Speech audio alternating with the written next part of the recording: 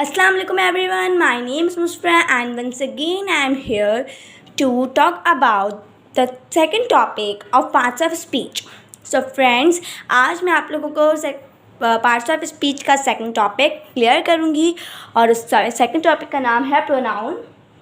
So friends, अब हम लोग शुरू करते हैं. सो फ्रेंड्स, अगर आप लोगों ने मेरे पिछले 2 लेक्चर्स नहीं देखे हैं तो आप लोग जल्दी से जाइए, सबसे पहले वो 2 लेक्चर्स को अच्छे से समझिए, फिर आप लोग आगे बढ़िएगा और आगे का एक्सप्लेनेशन लीजिएगा.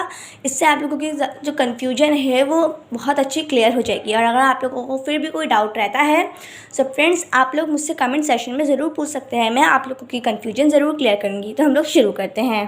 सो फ्रेंड्स, ये हमारा तीसरा लेक्चर है और तो हम स्टार्ट करते हैं. बिस्मिल्लाहिर्रहमानिर्रहीम. Pronoun, word used replacement of noun. इसका मतलब ये होता है ऐसा वर्ड जो नाउन की जगह पर यूज़ किया जाए. उसकी भी बहुत सारी हमारे पास किस्में होती हैं. फ्रेंड्स, हम लोग शुरू से जो पढ़ते हुए आ रहे हैं वो हम लोग सिर्फ यही पढ़ते हुए आ रहे हैं, I, we, you, they, he, she, it, जिसमें हम लोग कहते हैं कि ही, शी, इट जो होता है वो singular, we, you, they plural होता है और आई हमारे पास सिंगुलर प्लूरल दोनों में आता है. इसलिए सो फ्रेंड्स, ये हम लोगों का होता है सब्जेक्टिव प्रोनाउन. सब्जेक्टिव या पर्सनल प्रोनाउन भी हम इसे कह सकते हैं जो सेंटेंस के शुरू में यूज़ होते हैं, सब्जेक्ट की जगह इस्तेमाल हो. सब्जेक्ट मतलब वो होता है जो काम कर रहा हो, जो काम परफॉर्म कर रहा हो, उसे हम सब्जेक्ट कहते हैं और उसे हम पर्सनल प्रोनाउन भी कह सकते हैं. ठीक है. सो फ्रेंड्स, अब हमारे पास नेक्स्ट आता है possessive pronoun. What is possessive pronoun? Possessive pronoun होता है my, your, our, its, their, his और हर. ये सारे पजेसिव प्रोनाउन है. मीन्स हम किसी की तरफ उसको बिलोंग्स कर रहे हैं कि ये किसका है, ये मेरा है, ये तुम्हारा है, ये उसका है, ये आपका है, ये उस लड़की का है, ये उस लड़के का है, ये हमारा है. तो ये सारे पजेसिव प्रोनाउन में आते हैं. और इसके बाद फ्रेंड्स, अगर हम लोग इसके बाद जो हम लोग एक्सरसाइज करेंगे इंशाल्लाह अगले लेक्चर में करेंगे वो. सो फ्रेंड्स, उससे आप लोगों की जो कन्फ्यूजन होगी वो बहुत अच्छी क्लियर हो जाएगी. तो फ्रेंड्स, इसका नेक्स्ट लेक्चर भी देखना मत भूलिएगा आप लोग. अब हमारे पास आता है objective pronoun. What is objective pronoun? Me, him, you, them, us. Objective pronoun ज़्यादातर ऑलमोस्ट लास्ट में ही आते हैं, यानी कि सेंटेंस के लास्ट में आते हैं. मगर फ्रेंड्स, जब हमारी क्लास बढ़ जाती है तो थोड़े से टिपिकल हो जाते हैं. जैसे आप लोग एग्जाम्पल ले लें, ही बीटेड हिम, ही बीट हिम, बल्कि ही बीट हिम, उसने उसको मारा. सो फ्रेंड्स, अब हम लोग क्या करते हैं कि हिम तो लास्ट में आया तो ये ऑब्जेक्टिव प्रोनाउन है. हाँ, इस तरह से भी आ सकता है कि ही beat him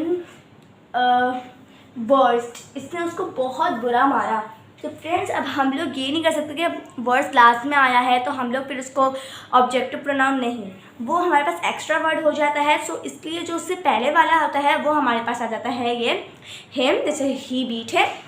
so friend, him हमारे पास होता है ऑब्जेक्टिव प्रोनाउन. ठीक है. अब हमारे पास नेक्स्ट आता है रिफ्लेक्सिव प्रोनाउन. रिफ्लेक्सिव प्रोनाउन क्या होता है? Myself, yourself, ourself. और उसके बाद जिसके साथ हम जिसके साथ भी अगर सेल्फ या सेल्फ्स लग जाता है ना, प्लूरल के साथ सेल्फ्स और सिंगुलर के साथ सेल्फ, सो वो हमारे पास हो जाते हैं रिफ्लेक्सिव प्रोनाउन. ये बहुत सिंपल और ईजी होते हैं. इसमें कोई ज़्यादा डिफ़िकल्टी नहीं होती है, ये बहुत इजी होता है. अब हमारे पास आता है indefinite pronoun. Somebody, everyone, all, someone.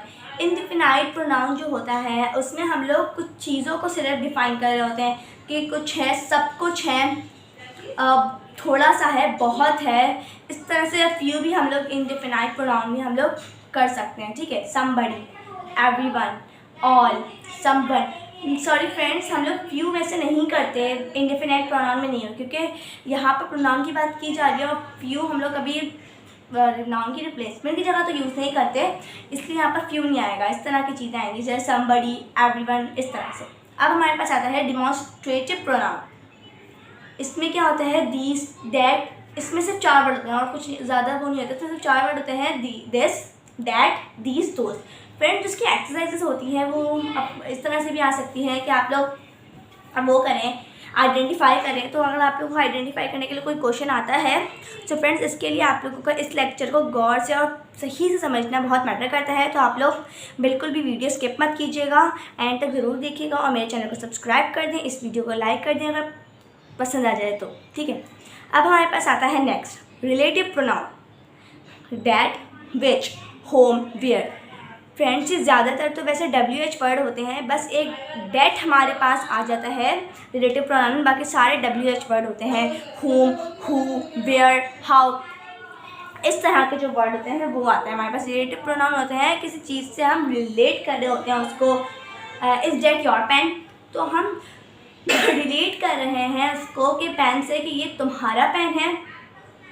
इस तरह से हम लोग उसको किसी चीज़ को रिलेट कर रहे होते हैं, उसे हम लोग रिलेटिव प्रोनाउन कहते हैं। अब इंटरोगेटिव, ये तो बहुत सिंपल और इजी है क्योंकि इंटरोगेटिव प्रोनाउन में WH वर्ड यूज़ होते हैं। सारे आप लोग जितने भी देख लें WH वर्ड यूज़ होते हैं। हाँ, कुछ होते हैं जो WH नहीं यूज़ होते, शुरू में हेल्पिंग वर्ब से स्टार्ट होता है। इंटरोगेटिव हमेशा वो होता है जिसमें हम लोग कोई सवाल कर रहे हैं, उसे हम लोग इंटरोगेटिव कहते हैं। सो फ्रेंड्स, मैं आई होप कि आप लोगों को मेरा ये वीडियो पसंद आया होगा, मतलब आपको सही से समझ भी आया होगा। सो फ्रेंड्स, अब हम लोग मिलेंगे इंशाल्लाह नेक्स्ट लेक्चर में, तो please like my video, subscribe my channel. तब तक के लिए अल्लाह हाफिज़।